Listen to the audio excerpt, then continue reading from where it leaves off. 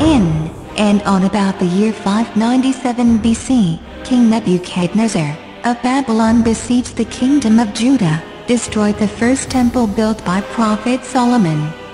He also exiled many of the children of Israel back to Babylon, and took them in as slaves, including the household of many of the elites.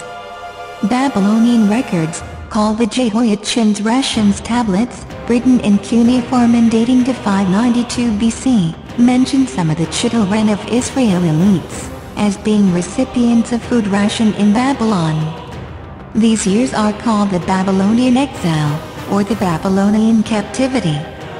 The Babylonian exile is distinguished from the earlier exile of citizens of the northern kingdom of Israel to Assyria around 722 BC.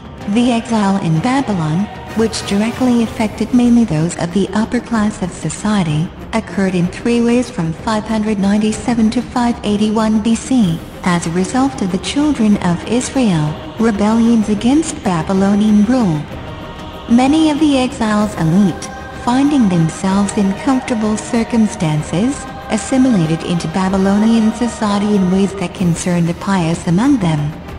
We read this from the Bible. Ezekiel denounced such men as a rebellious house, and parts of the book of Isaiah, written during exilic times, likewise express concern over the adoption of Babylonian traditions.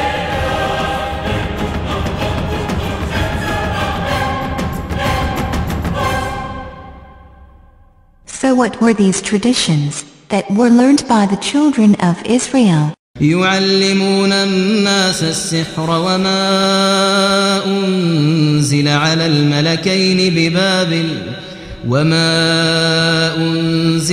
الملكين ببابل هاروت وماروت وما يعلمان من أحد حتى يقولا إنما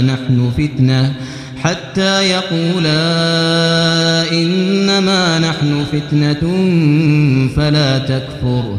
The two angels must have come down in human form to teach those who wanted to learn, after warning them, as stated in God's book. In another chapter in regards to angels taking on human form, we read, وَلَقَدْ جَاءَتْ رُسُلُنَا إِبْرَاهِيمَ بِالْبُشْرَى قَالُوا سَلَامًا قَالَ سَلَامٌ فَمَا لَبِثَ أَنْ جَاءَ بِعِجْلٍ حَنِيذٍ فَلَمَّا رَأَى أَيْدِيَهُمْ لَا تَصِلُ إِلَيْهِ نَكِرَهُمْ وَأَوْجَسَ مِنْهُمْ خِيفَةً قَالُوا لَا تَخَفْ إِنَّا أُرْسِلْنَا إِلَى قَوْمِ لُوطٍ.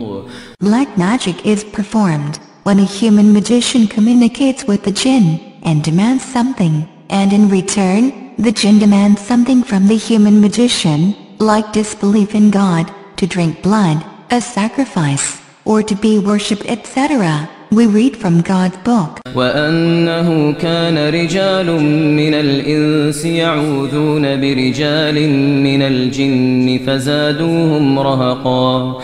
The jinn did not only teach some of the children of Israel the magical arts, once they had found out how to contact the jinn, by the two angels, although they were forewarned, it would equate to disbelief in God, and it was only a mere test of their faith.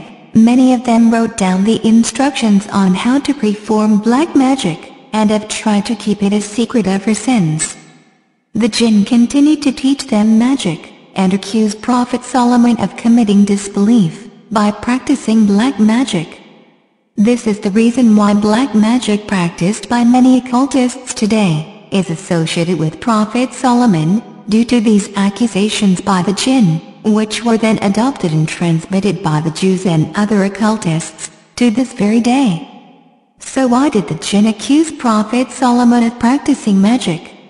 Because Prophet Solomon had power over the jinn, he enslaved them as a punishment for their evil doings. We read from the book of God. وَلَقَدْ فَتَنَّا سُلَيْمَانَ وَأَلْقَيْنَا عَلَى كُرْسِيِّهِ جَسَدًا ثُمَّ أَنَابَ قَالَ رَبِّ اغْفِرْ لِي وَهَبْ لِي مُلْكًا لَا يَنبَغِي لِأَحَدٍ مِّن بَعْدِي إنك أنت الوهاب فسخرنا له الريح تجري بأمره رخاء حيث أصاب والشياطين كل بناء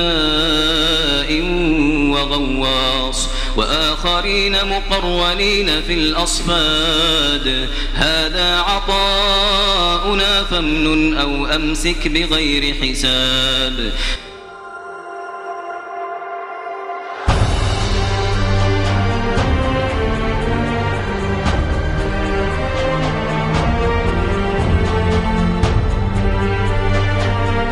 These be the 72 mighty kings and princes which King Solomon commanded into a vessel of brass, together with their legions.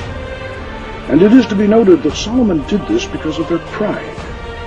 And when he had thus bound them up and sealed the vessel, he, by divine power, did hurl them into the depths of the lake in Babylon.